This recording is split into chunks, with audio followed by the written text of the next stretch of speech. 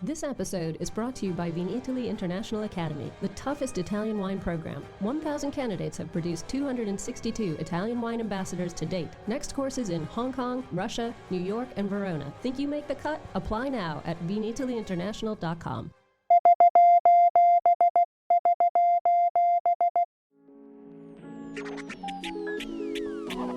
Welcome to our special SOS Everybody Needs a Bit of Scienza installment. This is a shout out to all the wine geeks out there. We need some feedback on the Professore's new book, the English version of Jumbo Shrimp Guide to the Origins, Evolution, and Future of the Grapevine. The Italian Wine Podcast is part of the Mama Jumbo Shrimp brand, and Mama Jumbo Shrimp is all about breaking down difficult concepts into small, bite-sized pieces. The issue here is that the new book is, well, a bit difficult to chew at this point, so we want to invite wine lovers out there to give us their input and advice to make the final product more reader-friendly. So have at it, wine lovers. Don't be shy. Send your comments to info@italianwinepodcast.com. Now on to the show.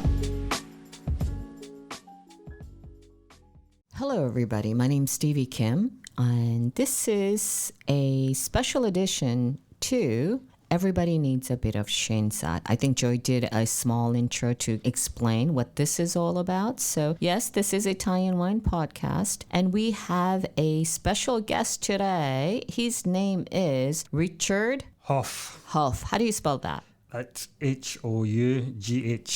Okay, so Richard has been with us since when? When did you start with our group? Now you're putting me on the spot. Was it January? No. November.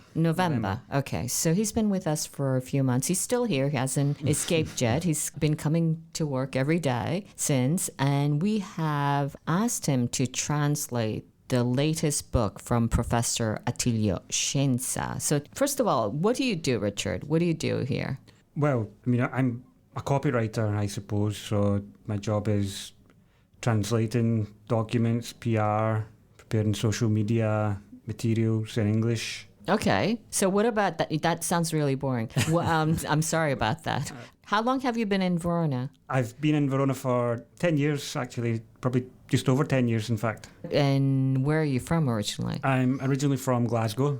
Oh, no, I can't tell by your accent. Yeah, which is in Scotland, if you hadn't guessed. Okay, so tell us a little bit about this project you've been working on. Okay, well, yeah, this is basically a piece of work by, as you mentioned, Professor Scienza, and he is taking us on a journey through the history of the grapevine, going back to the very origins of the species, exploring the geological shifts over millennia that have enabled the grapevine to disperse and enable it to be cultivated. And he brings us right up to date with the latest scientific developments, and that includes developments in genetic engineering that we've seen in recent years. It's a really complex area about which Professor Scienza is obviously really superbly well informed, but I think your average reader, myself included, slightly less so. Yeah, I actually was kind of falling asleep. You are beginning to sound like Professor Attilio Scienza. So, you know, it all sounds interesting, but we do have, what can we say, not a problem, but let's say we have an opportunity to simplify the conversation about this book. So what are we doing? What were the obstacles that you found, the challenges? Yeah, well, the main thing is that Scienza assumes a lot of knowledge on behalf of his readers, and that's on everything from classical mythology to paleobiology to ampelography and morphology. So that is obviously pretty complex. So what I've tried to do when I've been doing this translation is introduce some footnotes, give some diagrams, some illustrations, include a glossary, which is now running to over 12 pages. That sounds about right. Anything that Scienza writes. Yeah. I mean, the book itself, the text itself is relatively short. You know, he zooms through the subject matter, but it does depend on a lot of the reader having a lot of background knowledge at their disposal, which, you know, I think it's not always safe to assume that our readers are going to have. So what is our objective and our target objective in terms of the launch date? When will this book be translated and copy edited into a format that we are satisfied with to be launched? What are we looking at? Yeah. Well, definitely not for Italy, that's for sure. Yeah, that seems quite ambitious given the stage we're at the moment. I mean, the bulk of the translation is actually done already. It is just a question now, I think, of deciding if what we have in front of us is suitable for publication or whether we need to restructure it, reword it, make it a little bit more accessible, improve the narrative flow, make the key themes of the book even more obvious to the reader, because at the moment the risk is that they are kind of lost in some of the technical aspects. Okay, so where do we go from here? Well, that's where this conversation comes in. We're looking for a bit of a steer from the international wine community.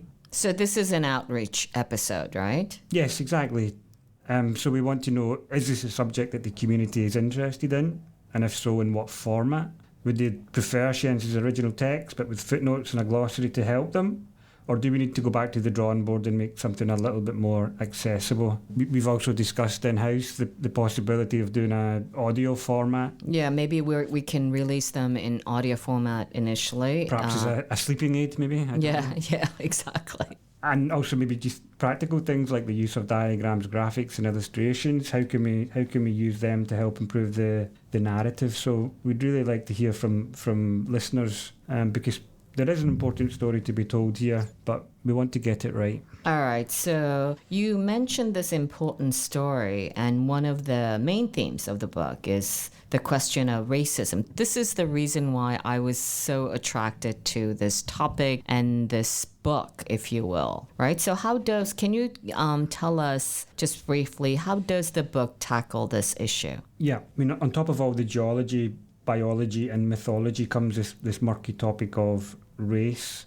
And you don't have to spend too much time reading about the history of evolutionary biology before the pseudoscience of eugenics begins to emerge. And of course, at the core of this theory was the belief that human characteristics were predetermined by race. In other words, criminality, mental illness, alcoholism, and even poverty all stemmed from hereditary factors. And these, as we know, went on to shape Nazi Germany's racial policies. But it seems so, in a way, it's very relevant to current times, right? The criminality, mental illness, alcoholism, poverty, inequity, all of that stuff. So that's why I was personally very interested in coming up with this book. So one question, of course, our listeners might ask is, but what does any of that have to do with wine? Yeah, that's a good question, given that this is the Italian wine podcast. Yes. And one that I've kind of been grappling with to some extent over recent weeks.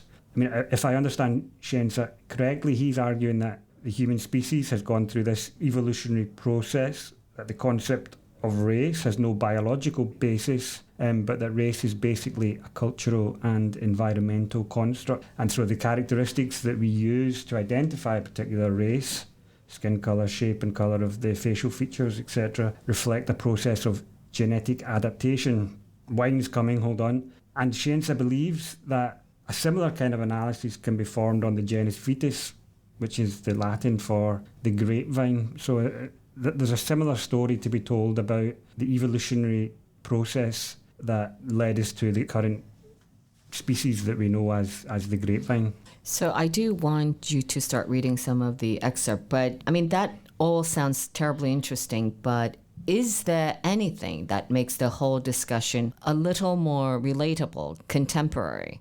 Yeah, Scienza believes that recent scientific developments in the field of genetics means that it's now time to reopen the debate surrounding the taxonomy or classification of the grapevine. And if you think about it, our understanding and identification of wine species is based around the study of things like the shape of leaf, the shape of the grape bunch, and even the shape of the seed. Genomics gives us this new tool that we can use to address the subject of classification or taxonomy. Okay. I don't know. I would have to ask why is that necessary in any way?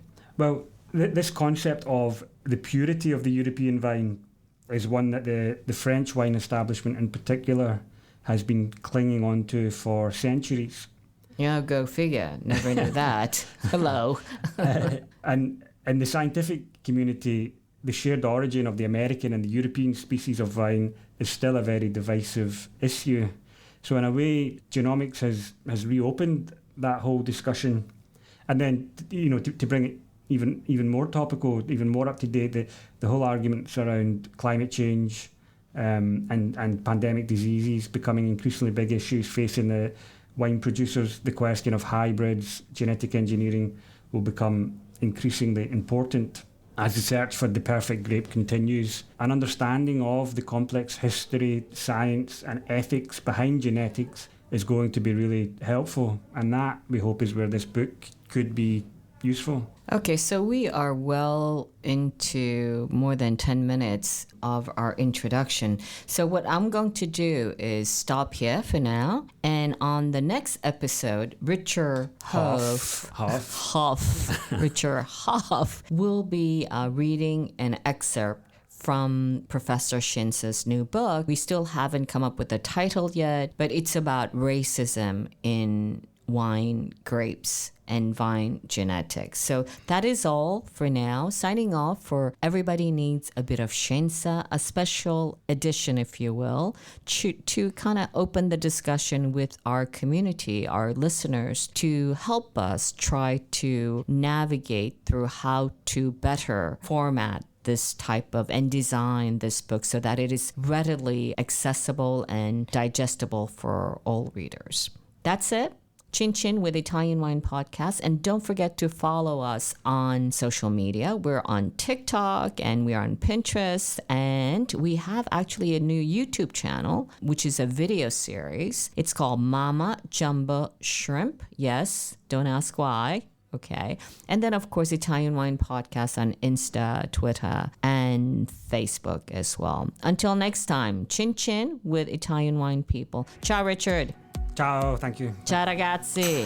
Listen to the Italian Wine Podcast wherever you get your podcasts. We're on SoundCloud, Apple Podcasts, Spotify, Himalaya FM, and more. Don't forget to subscribe and rate the show. If you enjoy listening, please consider donating through ItalianWinePodcast.com. Any amount helps cover equipment, production, and publication costs. Until next time, Chin Chin.